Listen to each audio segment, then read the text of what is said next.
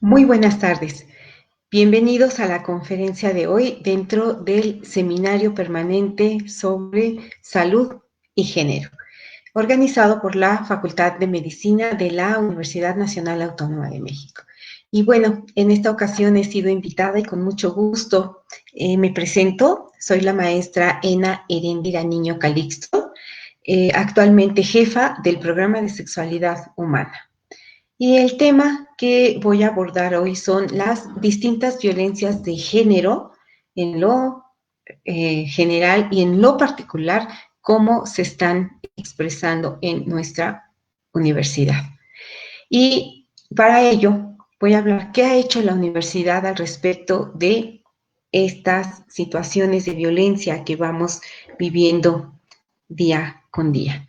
Y bueno, para ello es muy importante que lean estos enunciados.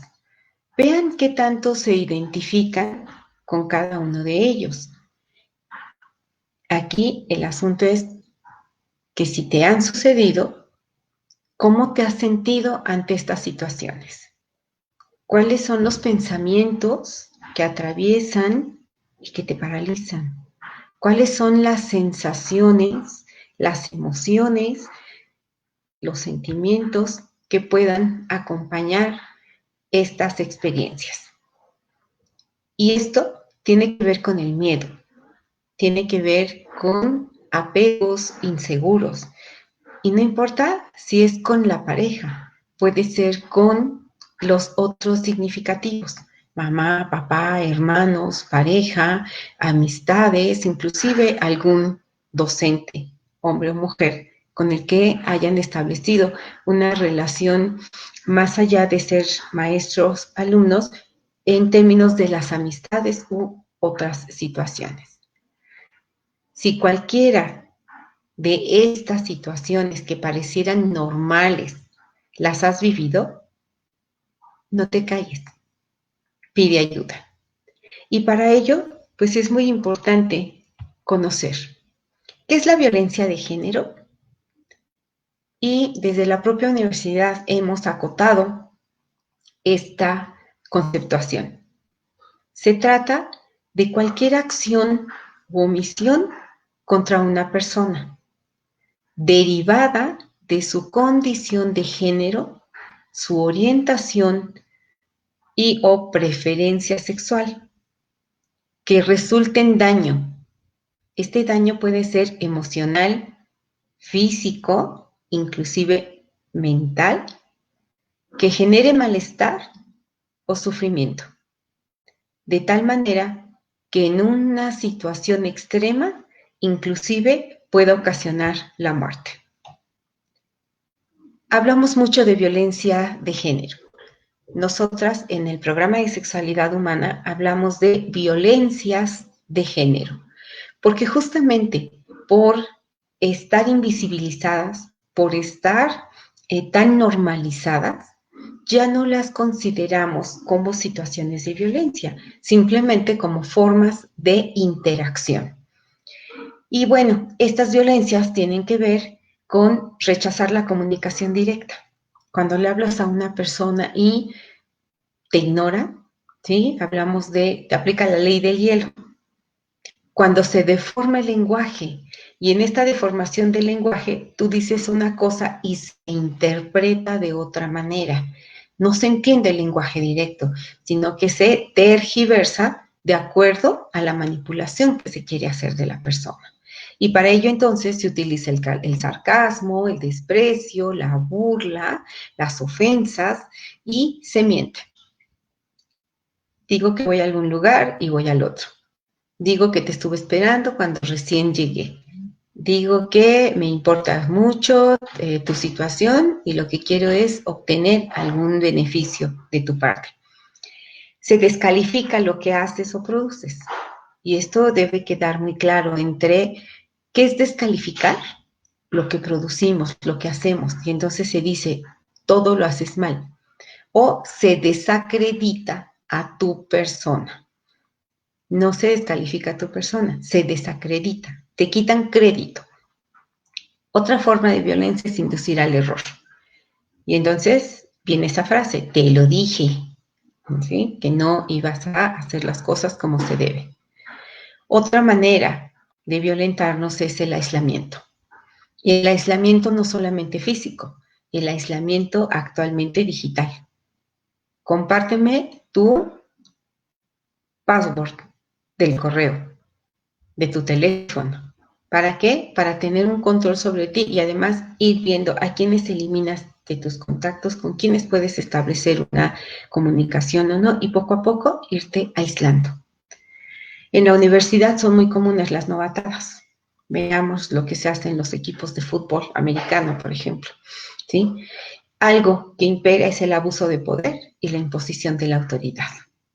Y esto, pues lamentablemente, ha llevado al hostigamiento sexual, al acoso sexual e inclusive a la violación sexual.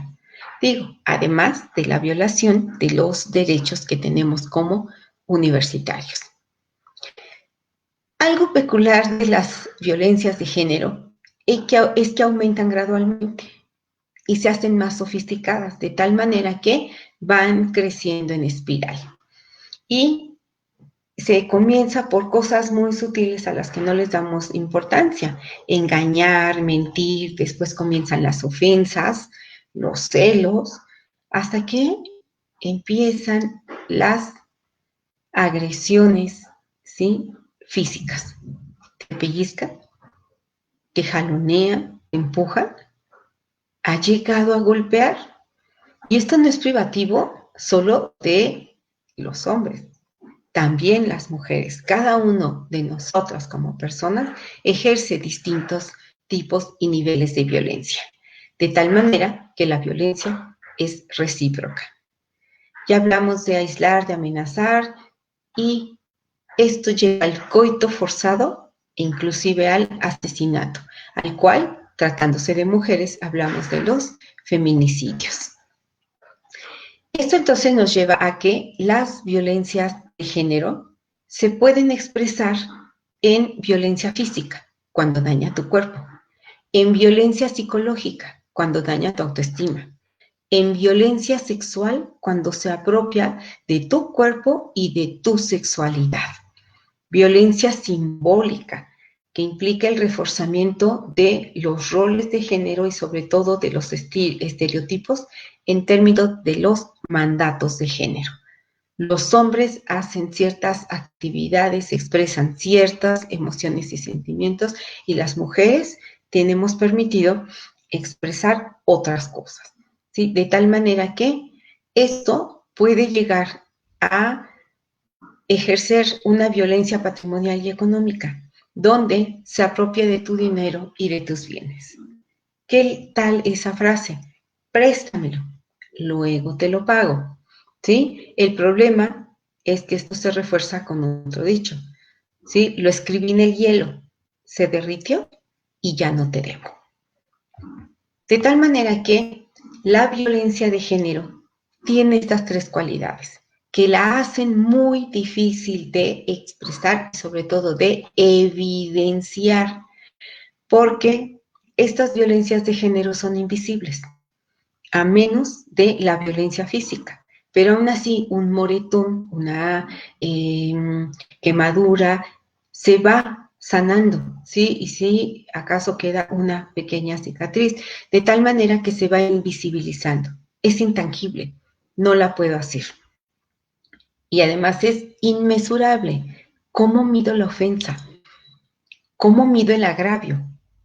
Porque se convierte en una situación subjetiva. Y esta subjetividad nos lleva a que la otra persona, la que genera la violencia, nos diga que exageramos, que magnificamos la situación porque pues no aguantamos nada, ¿no?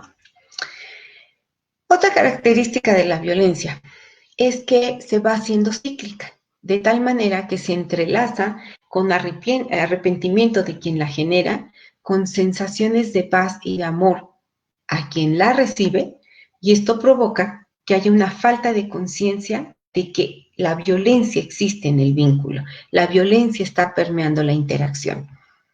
Por otra parte, la falta de denuncia de la violencia como delito. Y esto es algo que en la universidad se ha venido trabajando, en la denuncia, hacer una cultura de la denuncia de la violencia. Y aun cuando la universidad no aborda los delitos, pero sí tiene un proceso de acompañamiento para poder realizar esta denuncia. Un efecto es que el agresor, el generador de violencia, controla la vida de la víctima. ¿Por qué? Porque le dice que se arrepiente, que la ama, ¿sí? Que lo ama y que esto no se repetirá. Finalmente, la persona receptora de violencia se encuentra sometida, angustiada, miedosa, de tal manera que esto se va somatizando, se va incrementando el nivel de estrés hasta que se convierte en ansiedad, depresión y somatización a partir de dolores de cabeza, dolores corporales, sensaciones de agotamiento. Bueno, ¿qué ha hecho nuestra universidad al respecto? En el 2016, en agosto del 2016, se publica el Protocolo para la Atención de Casos de Violencia de Género en la UNAM. Funciona 3 años y en el 2019, ¿sí? A finales del 2018, se empieza a hacer una revisión. Se entrega un informe de trabajo sobre este protocolo y, por otra parte, se hace una actualización del mismo, de tal manera que en marzo del 2019 se publica la actualización del protocolo para la atención de casos de violencia de género en la UNAM. Aquí aparece la dirección electrónica para que ustedes lo puedan descargar y lo puedan revisar con mayor detalle y a mayor profundidad.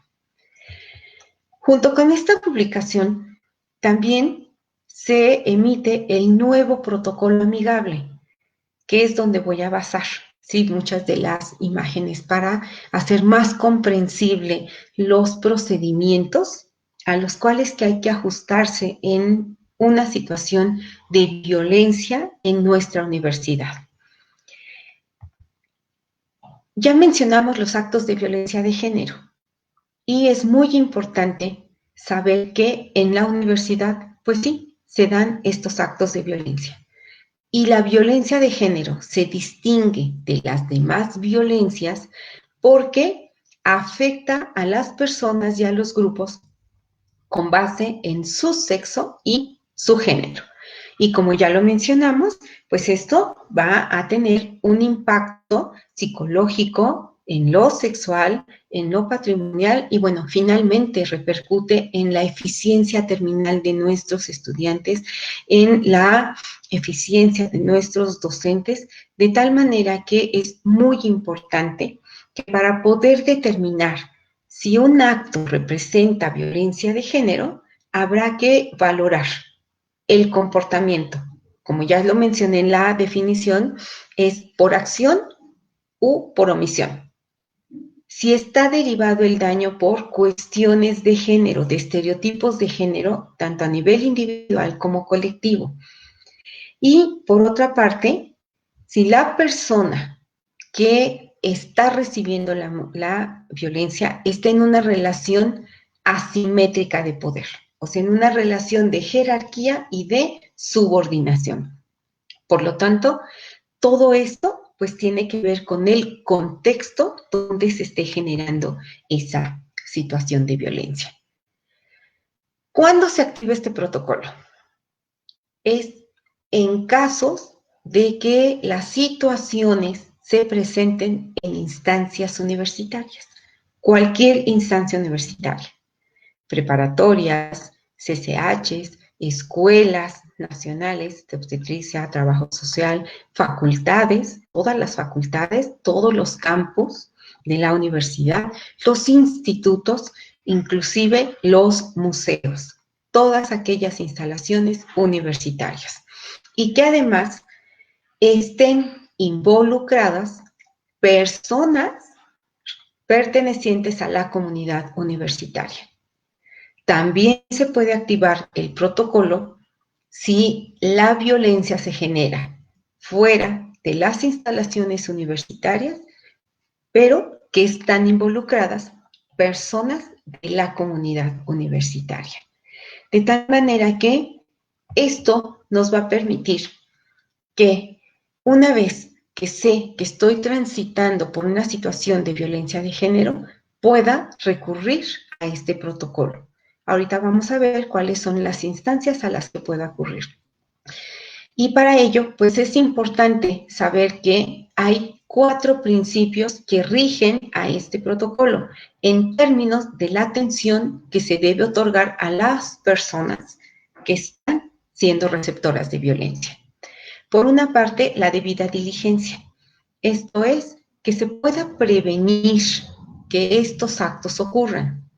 Segundo, que si se dan estas situaciones, hay que investigarlas de manera exhaustiva para poder dar una atención inmediata. Lo siguiente es la confidencialidad. No se puede difundir qué o quiénes están involucrados, tanto por la privacidad de la información como para que no haya obstáculos en el proceso de investigación y poner sobre aviso, ¿sí?, a las personas que están generando la violencia. Por otra parte, si fuese necesario, pues aquí hay que recurrir a un procedimiento legal de investigación y esto pues implica con mayor razón la activación de este principio de confidencialidad. El tercer principio es que siempre se debe proporcionar información objetiva y adecuada. Y esto es explicar en qué consisten los procedimientos que se derivan de este protocolo. A dónde acudir, cuánto tiempo hay que esperar, qué pruebas o evidencias habrá que presentar. Y por último, la accesibilidad. ¿Sí? Esto es, ¿qué tan accesibles son los procedimientos? Y vamos a ver entonces ahora qué procedimientos se deben seguir para poder emitir una queja sobre violencia de género en la universidad. Las instancias competentes son todas aquellas que se derivan de la Oficina de la Abogacía General, quien es responsable de estas instancias jurídicas en cada entidad de la universidad y es responsable de coordinar las acciones, los protocolos, la buena activación de los protocolos y asesorar y dar seguimiento a los casos de violencia de género. Para ello, entonces, las personas que presenten una queja deben recibir contención y apoyo psicológico, deben recibir acompañamiento, ¿sí?, para ir transitando por los distintos procedimientos hasta que su queja haya sido atendida y en su caso se haya emitido una resolución para ella. Básicamente tenemos 3 procesos para la atención de estos casos de violencia de género. 1. El primer contacto y orientación. 2. La presentación de la queja e inicio del procedimiento formal o alternativo. Este procedimiento alternativo siempre se realizará desde un enfoque restaurativo que más adelante voy a explicar. La tercera etapa es la de seguimiento de los procedimientos y la resolución del caso, de tal manera que esto pueda tener, ¿sí?, una atención integral. El primer contacto, la primera etapa que tiene que ver con el primer contacto y consiste en orientar, en explicar si el acto del cual están emitiendo una queja, si el acto que está generando un malestar, una somatización, un sufrimiento, realmente está derivado de una situación de violencia de género. Se explica a las personas qué soluciones, qué alternativas hay al interior de la universidad y se les debe informar cuáles son esas instancias dependientes de la Oficina de la Abogacía General y que son las instancias competentes para iniciar el procedimiento y gestionar el apoyo psicológico. Aquí dejo anotados los teléfonos que actualmente están funcionando y el correo electrónico. 2 correos electrónicos para que ustedes puedan escribir, relatar qué es lo que está sucediendo y puedan obtener una respuesta para la orientación y la información pertinente al caso que ustedes estén presentando. La segunda etapa tiene que ver con la presentación de la queja. Y esto se hace principalmente ante la UNAD, que es la Unidad para la Atención de Denuncias dentro de la UNAM, de los cuales pues ya les presenté en la diapositiva anterior el teléfono y los correos electrónicos a los que ustedes pueden comunicarse. Esto es muy importante porque en este diagrama presento, ¿sí?, cómo se hace la llamada para poder hacer un levantamiento de acta de hechos. No es denuncia, quiero que quede claro, no es denuncia, es una acta de hechos para que se pueda evaluar si el caso que se está presentando es de violencia de género o no. Y en su caso, poderlo derivar a las instancias correspondientes. Una vez que se hace ese levantamiento de acta, se puede atender desde un procedimiento disciplinario, si están involucrados estudiantes, desde una investigación administrativa, si es que están involucrados docentes o personal de trabajadores de la universidad, para que con base en ello se pueda emitir una sanción, ¿sí?, y una resolución. En los casos en los que proceda, se puede activar un procedimiento alternativo, que eso es de lo que hoy quiero profundizar. Bueno, para toda queja, el procedimiento que se activa es el procedimiento formal. Esto quiere decir que en el marco del presente protocolo hay una identificación de la persona, ojo, como presunta agresora. Todavía no sabemos si es o no agresora, es un acto de presunción.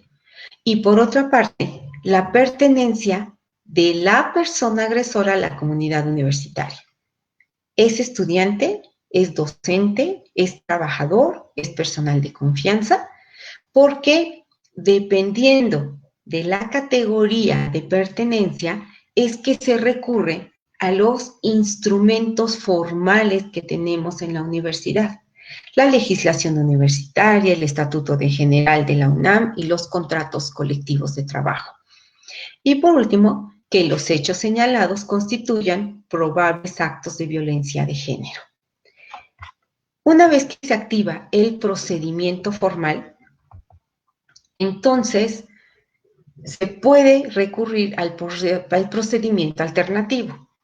¿Qué implica esto? En el procedimiento formal, digamos que hay un procedimiento para dar seguimiento a las 2 personas, a cada una por su parte. Junto con el procedimiento formal, y si es que es voluntad de la persona solicitante, se puede activar un proceso alternativo. ¿Por qué? Porque en el procedimiento formal, por una parte está el generador de violencia y por otra parte está el receptor de violencia, la persona receptora de violencia. En el caso de la activación del procedimiento alternativo, hablamos de 2 partes, ¿sí? Todavía no sabemos, porque hay que atender tanto a la persona que genera la violencia como a quien la recibe. Y entonces el procedimiento alternativo está basado en principios y valores de justicia, cuyo objetivo es propiciar un diálogo equitativo y respetuoso encaminado a alcanzar resultados tales como la reparación y la restitución. Y se centran en atender las necesidades de las personas afectadas. Y cuando hablamos de las personas afectadas, implica que se brinde atención y acompañamiento psicológico tanto a la persona agresora como a la persona agredida. La persona que genera violencia requiere atención. La persona que recibe la violencia requiere atención. Y por eso es muy importante que para que se active un procedimiento alternativo, la persona, ¿sí? Las personas involucradas tengan que estar en la disposición de activar este proceso y se puede solicitar para dar la posibilidad de diálogo. ¿En qué casos no se puede activar un procedimiento alternativo?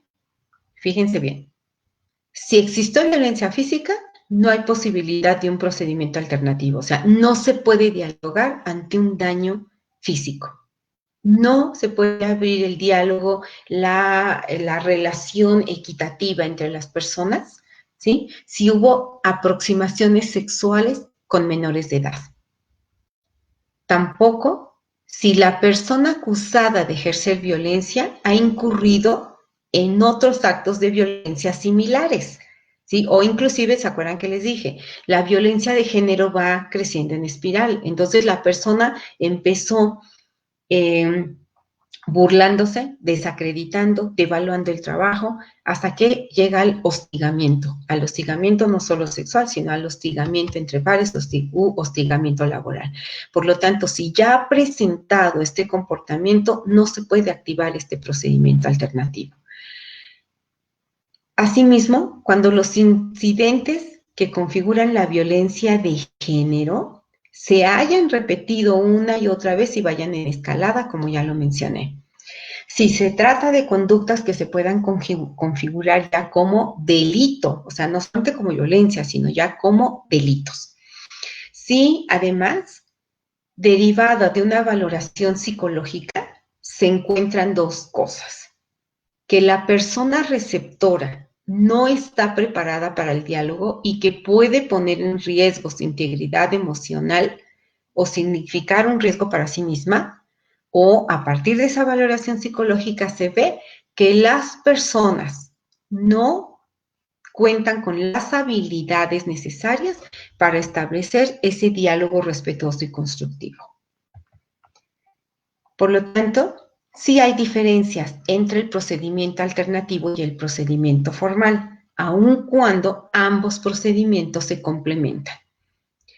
En el caso del procedimiento alternativo, que es en el que quiero puntualizar más, solamente procede si se cumplen las condiciones, ya que ya mencioné, que la persona solicite la activación de ese procedimiento y que las personas, tanto la afectada como la que ejerce la violencia, ¿sí?, estén dispuestas a llevarlo a cabo.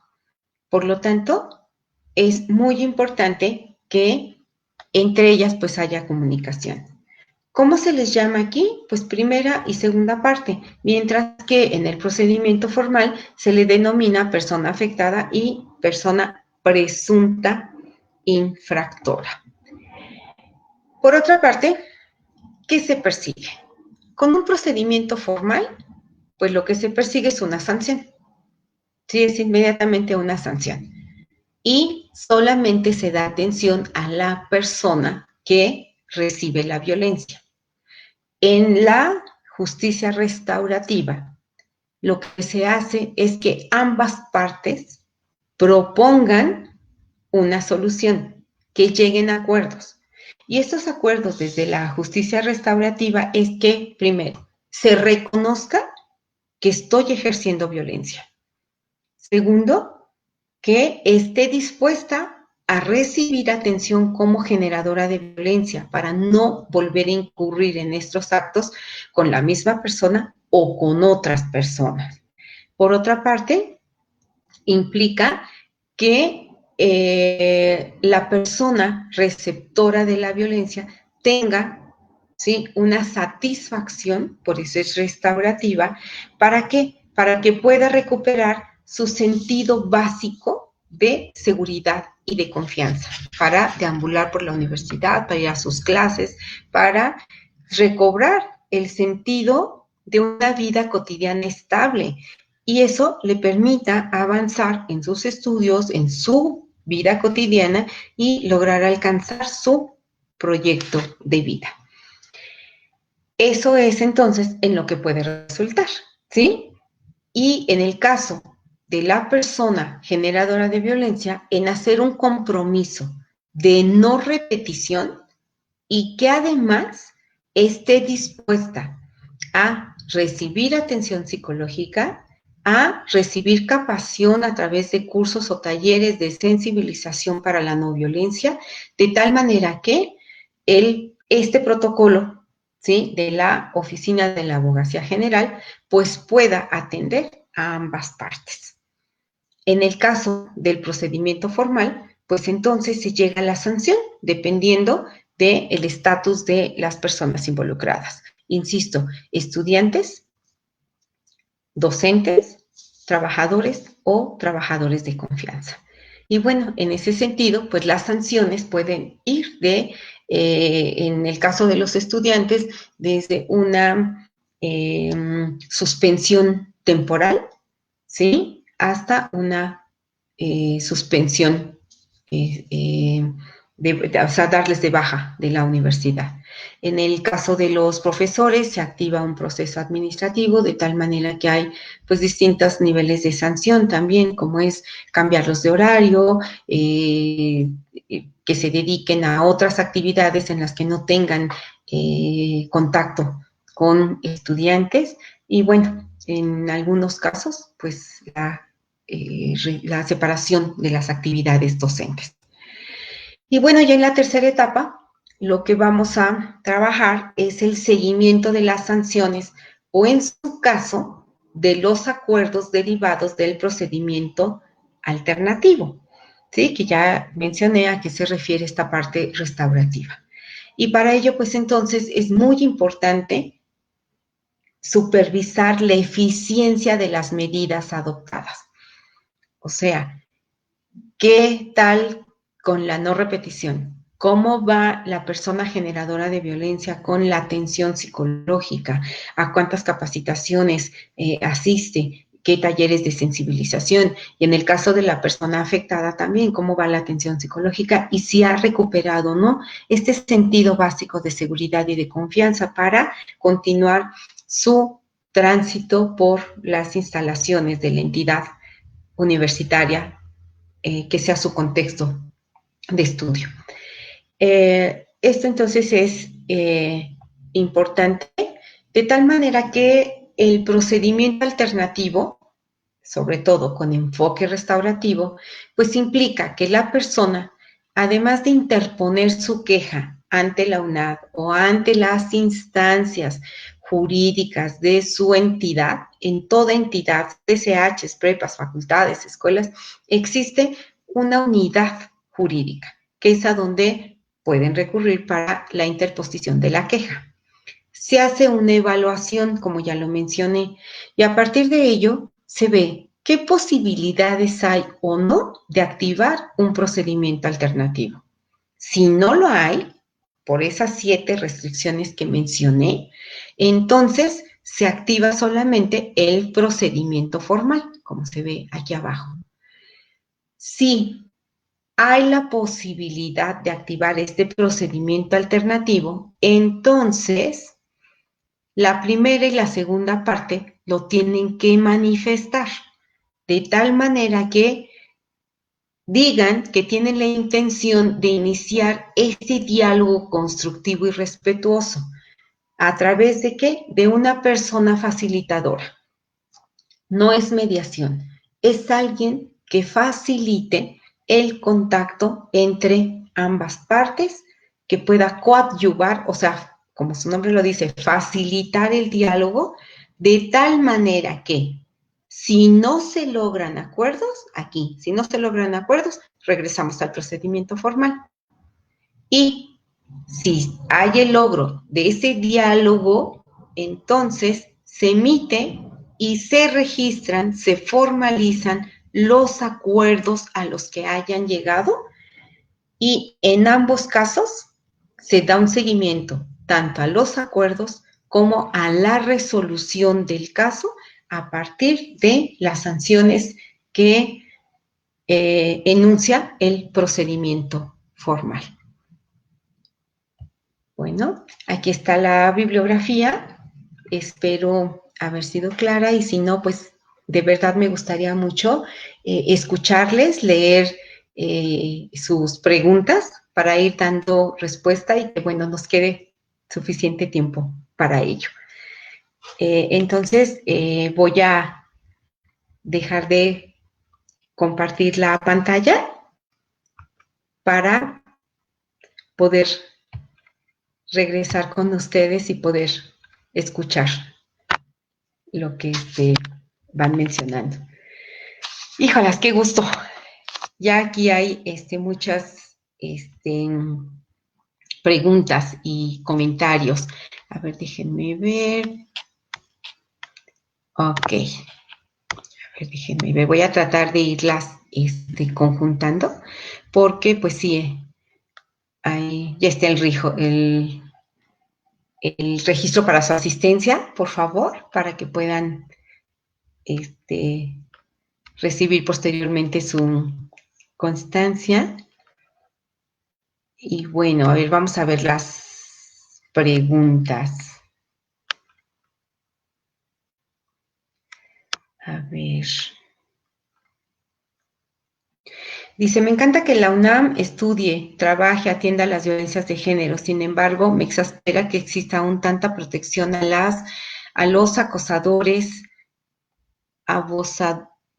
acosadores, supongo, y violentas y violentas. La burocracia, posesiones de poder pueden más que la misión de una gran institución.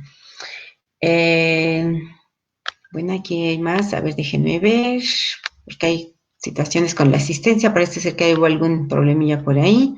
Dice, esta información es muy importante para poder orientar y en su caso necesitar personalmente, o sea, cuando se requiera personalmente saber qué hacer.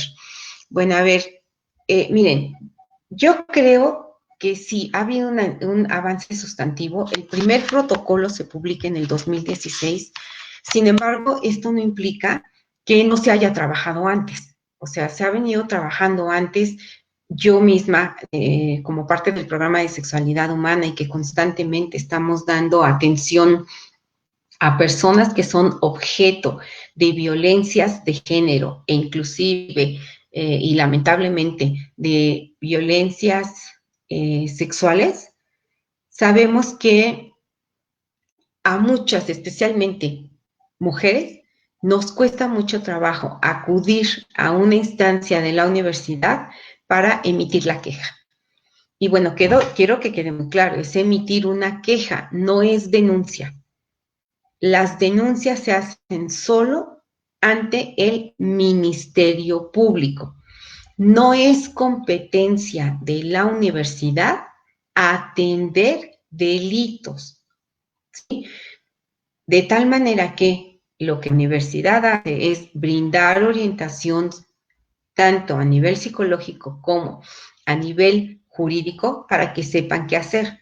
Y en el caso de que la persona, hombre o mujer, receptora de violencia, lo decida, entonces él pueda hacer un acompañamiento al Ministerio Público para que pueda ahí sí levantar una denuncia. Sé también que como parte del protocolo es necesario hacer una investigación.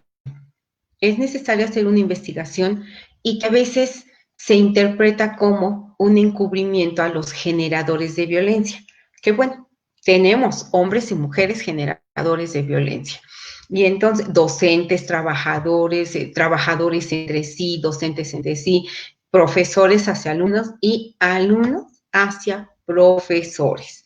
De tal manera que se necesita realizar esa investigación y ubicar exactamente cuál es la categoría a la que pertenece cada persona involucrada para poder recurrir a los instrumentos normativos que ya mencioné para emitir, en su caso una sanción. Esto pues implica un tiempo, implica un procedimiento, ¿sí? Y pues aunque son muy pocas el porcentaje, también ha habido quejas falsas, ¿sí? O denuncias falsas, de tal manera que pues se tienen que atender todas estas situaciones para no incurrir también en errores en los procedimientos. Dice, ¿se consideran mecanismos para absorber el resto de las denuncias que no son ni lograrán ser formales? Ejemplo, la violencia de género que viven estudiantes de medicina en sedes clínicas. Miren, eso se está atendiendo también yo no diría solamente en la Facultad de Medicina, todas aquellas entidades, incluyendo la de psicología, incluimos medicina, trabajos sociales, etcétera, donde veterinaria ni se diga, donde los estudiantes tienen que ir a realizar prácticas o servicio social fuera de los campos universitarios, e irse a los ranchos, irse a las clínicas, etcétera, pues sí, vivimos muchas situaciones de violencias de género, incluyendo la sexual. Entonces, ahí es importante, muy importante, ¿sí? Activar el proceso formal. Y bueno, sí quiero diferenciar, cuando hablamos de proceso formal dentro del marco del protocolo para la atención de casos de violencia de género, estamos hablando de que se va a hacer un seguimiento del caso para emitir una sanción de acuerdo a la legislación universitaria, de acuerdo a los contratos colectivos de trabajo, de acuerdo al estatuto del personal académico. Pero ese procedimiento formal no implica un procedimiento ministerial, porque el procedimiento ministerial solamente se lleva a cabo en las instancias jurídicas denominadas Ministerio Público. Entonces, bueno, me parece que sí es muy importante aclarar ello. Dice, aparte de lo ya mencionado, igual puede consultar los videos del Seminario Permanente de Género y Salud en el canal de YouTube. De verdad, consúltelos. Hemos tenido ponentes muy, muy importantes. Muy importantes. Ha estado Rita Segato, sí, ha estado, ahorita recuerdo, este hombre que nos ha trabajado mucho en masculinidades, ¿no? En las cuestiones, ¿no? Del lenguaje sexista, cómo dejar de utilizar este lenguaje sexista que de inicio nuestro lenguaje castellano pues marca siempre jerarquías, ¿no? Entonces, sí, yo también coincido en que se puedan ver esos videos, ¿no? Dice, frecuentemente que se sepa de docentes y asignaturas de las que se reciben quejas año con año y que no llegan a denuncias por múltiples razones. Seguiremos dando como respuesta que no podemos hacer nada, porque aunque haya autoridades notificadas, estas no sean la instancia correcta para emitir la denuncia. Pues así es, Nacheli Cortés, así es. Se puede emitir la queja con los profesores, en la dirección de su entidad académica, y eso es bueno, para que se conozcan estos casos. Sin embargo, las instancias apropiadas para emitir una queja, para hacer la denuncia, quiero usar la palabra queja, es la instancia jurídica de cada entidad académica, la UNAD, inclusive directamente la Oficina de la Abogacía General, porque son las entidades adecuadas y además las que tienen la posibilidad de activar los procedimientos para atender y dar seguimiento a el resultado de que se origine de un procedimiento formal o de un procedimiento alternativo.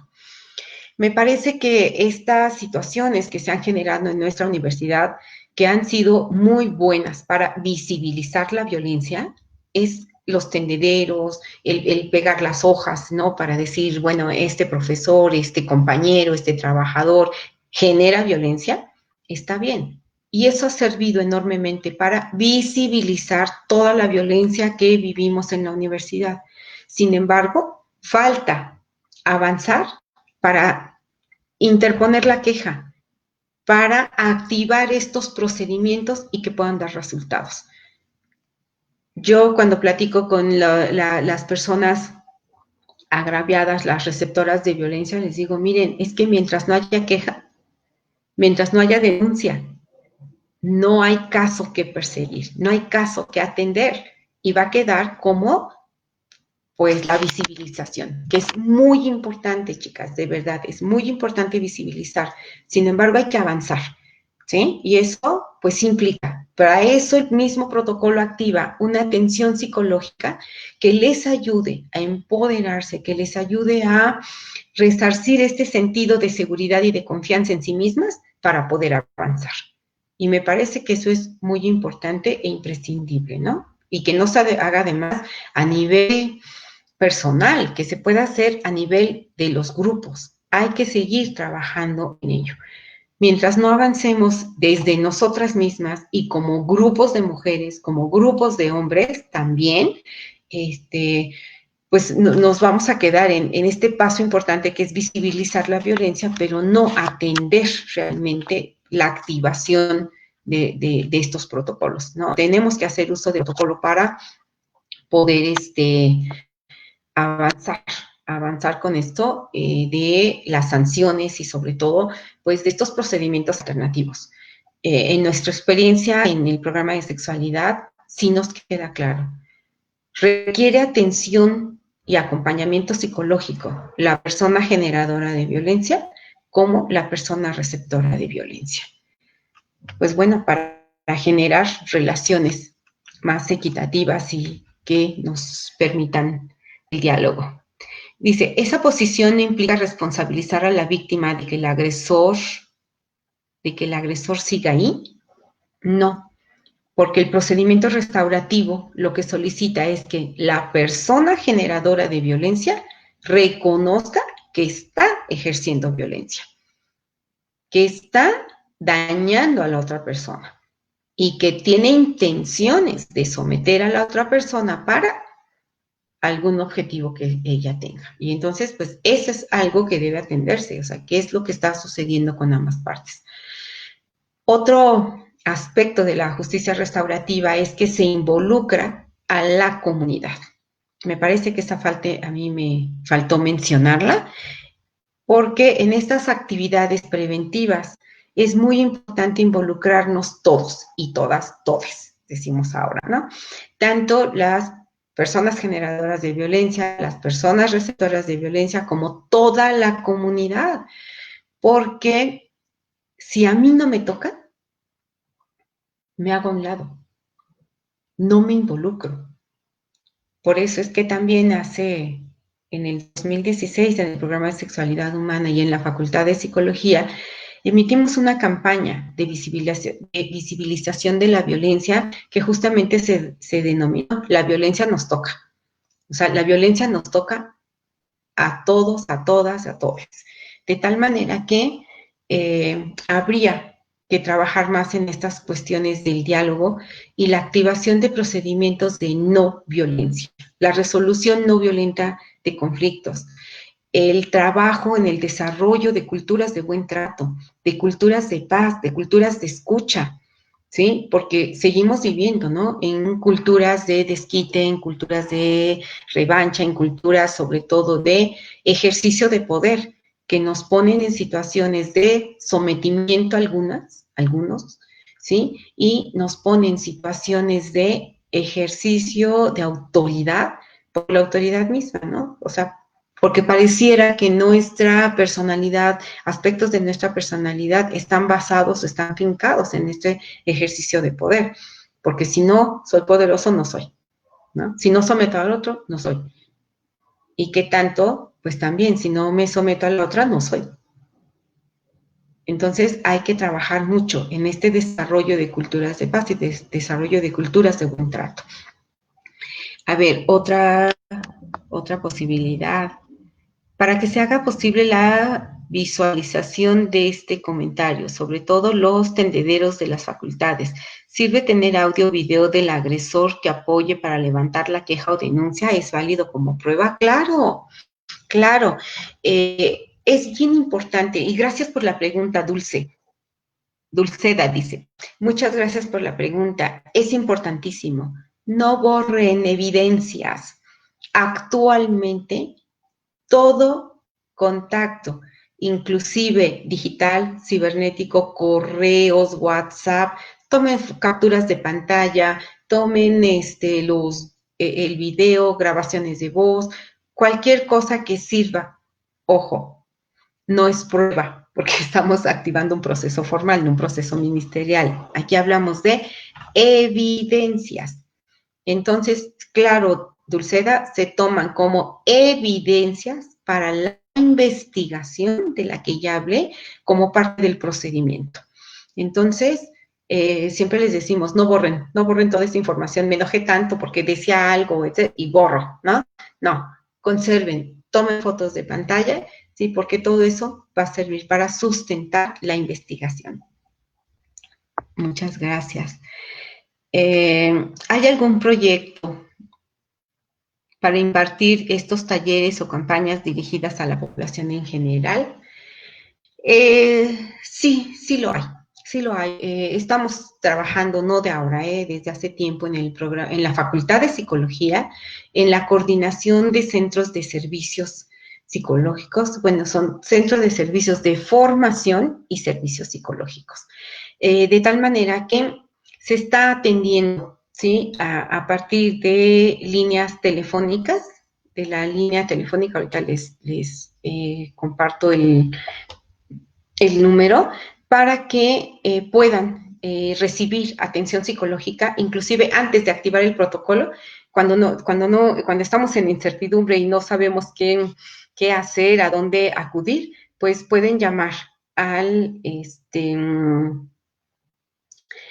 centro de atención a distancia, ¿sí? Y el teléfono es el 55 50 25 08 55. Repito, 55 50 25 08 55. Y entonces ustedes llaman, ¿sí? Se les atiende vía telefónica, ustedes nos mencionan, ¿no? Cuál es la situación por la que están transitando, y entonces ahí lo primero que hacemos es brindar el primer apoyo psicológico, contención, pues a veces nos hace falta, ¿no? Para bajar la ansiedad, para poder clarificar ideas, para poder armar un discurso, y entonces decimos, para empoderarnos y poder ir a la UNAD, recurrir a estas instancias para interponer una queja. Por otra parte, pues en el programa de sexualidad humana que estamos colaborando con este centro de atención a distancia, estamos atentas para poder recibir y atender de manera virtual, cuando dije recibir, de manera virtual a las personas que lo requieran. Buenas tardes, espero que se encuentren bien. No es mi nombre. Sobre todo si están siendo agredidas, por favor no actúes de forma inocente dejando que los agresores se adelanten. Esto es cierto, miren, guarden las evidencias, pero además pidan ayuda, pidan apoyo. Tenemos otras opciones, ¿no? En la universidad está el Centro de Atención a la Salud Mental, el mismo Centro de Acción Médica, de tal manera que, bueno, ustedes pueden encontrar en el directorio de la universidad estas instancias a las cuales puedan acudir. Ahora, también quiero mencionar, el protocolo cada vez se actualiza. El protocolo y las personas que están involucradas en el protocolo están recibiendo capacitación. Las abogadas, los abogados, para que tengan una mirada, ¿sí?, desde la perspectiva de género. Y por otra parte, la formación de personas orientadoras, las cuales pues tenemos que recibir una capacitación, ¿sí? Aprobar distintos exámenes, digamos así, distintas evaluaciones para poder fungir como personas orientadoras. En mi caso, yo ya tengo la constancia de formación como persona orientadora desde el protocolo para poder actuarlo. Pueden participar trabajadoras, trabajadores, estudiantes en general, hombres y mujeres, docentes en general, para formarse como personas orientadoras. Entre más personas orientadoras hayamos en las entidades universitarias, mayores posibilidades tenemos de escuchar, de activar estos procedimientos y de atender. O sea, no podemos permitir que la violencia de género siga permeando nuestra vida universitaria. Tampoco podemos permitir el sometimiento de quienes reciben, de quienes son objeto de violencia, porque por miedo callan y toleran. No, tenemos que levantar la voz. Tenemos que, además de visibilizar la violencia, tenemos que activar esos protocolos. ¿Para qué? Para que nos den una respuesta y también para ponerlos a prueba, para decir qué les falta, qué más hay que hacer en esta universidad para poder no solamente sancionar, la sanción no nos va a ayudar, hay que erradicar la violencia. Y en esta tarea estamos involucrados todos, todas y todes. Pues nos quedan 4 minutitos. No sé si hay alguna otra pregunta. A ver, aquí aparece. Muchas gracias por su presentación ahora en pandemia. ¿Cómo podríamos incorporar la perspectiva de género para la evaluación de las estudiantes? Pues tenemos, ¿no?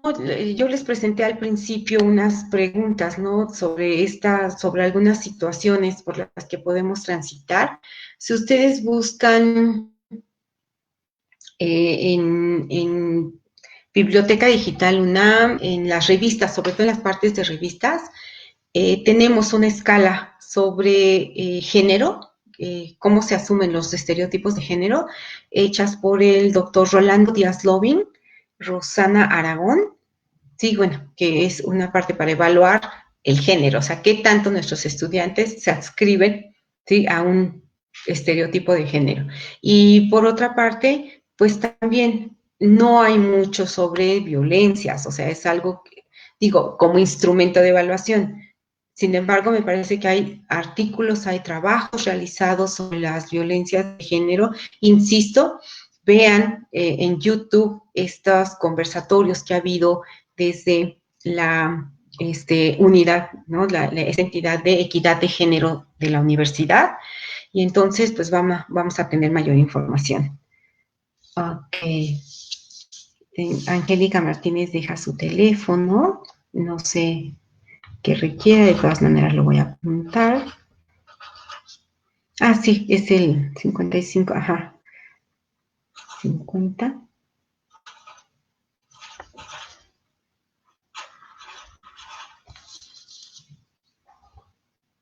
Bueno,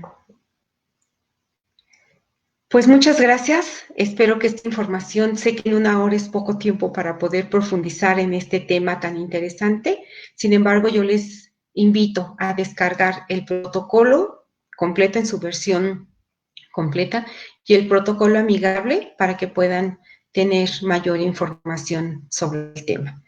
Muchísimas gracias. Ha sido un gusto estar aquí con ustedes compartiendo este espacio.